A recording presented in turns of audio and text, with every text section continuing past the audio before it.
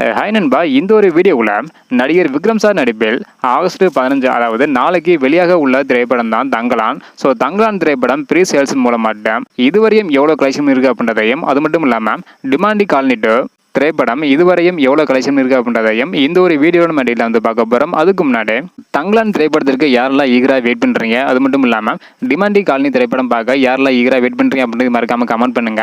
இன்னும் நம்ம சேனலை சப்ஸ்கிரைப் பண்ணாமல் இருந்தீங்கன்னா மறக்காம பண்ணிக்கோங்க. ஓகே அன்பா, வாங்க நிற்கிற வீடியோக்குள்ளே போகலாம். ஓகே அன்பா, ஃபர்ஸ்ட் வந்து பார்த்தீங்கன்னா டிமாண்டி காலனி 2 திரைப்படம் ப்ரீ சேல்ஸ் மூலம் மட்டும் இன்னைக்கு எவ்வளோ கலெக்ஷன் இருக்குது அப்படின்றத பார்த்துடலாம். அதாவது இன்னைக்கு மட்டும் வந்து பார்த்தீங்கன்னா டிமாண்டி காலனி 2 திரைப்படம் 63,044 டிக்கெட் வந்து விற்பனை இருக்கு. இதன் மூலம் 94,63,000 ரூபாய் வந்து கலெக்ஷன் இருக்கு. இனத்திலிருந்து தங்கலான் திரைப்படம் இன்னைக்கு மட்டும் வந்து பார்த்தீங்கன்னா 1,610 ஷோ வந்து கன்ஃபார்ம் ஆயிருக்கு. இதன் மூலம் 2,35,391 டிக்கெட் வந்து விற்பனை இருக்கு. இதன் மூலம் 3,93,00,000 வரை வந்து கலெக்ஷன் இருக்கு. அதாவது தங்கலான் திரைப்படம் வந்து பார்த்தீங்கன்னா இதுவரையுமே 4 கோடிக்கு மேலே அட்வான்ஸ் புக்கிங் மூலம் மட்டும் வந்து கலெக்ஷன் இருக்கு. ஸோ அடுத்தடுத்து இந்த 2 திரைப்படமே எவ்வளோ கலெக்ஷன் வந்து அப்படின்றத வெயிட் பண்ணி பார்க்கலாம். ஓகே அன்பா, நீங்கள் சொல்லுங்க.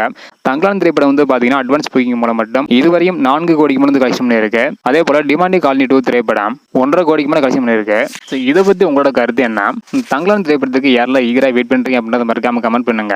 இந்த வீடியோ பார்த்தீங்கன்னா மறக்காம எல்லாருக்குமே ஷேர் பண்ணுங்க. ஓகே அன்பா, தேங்க்யூ.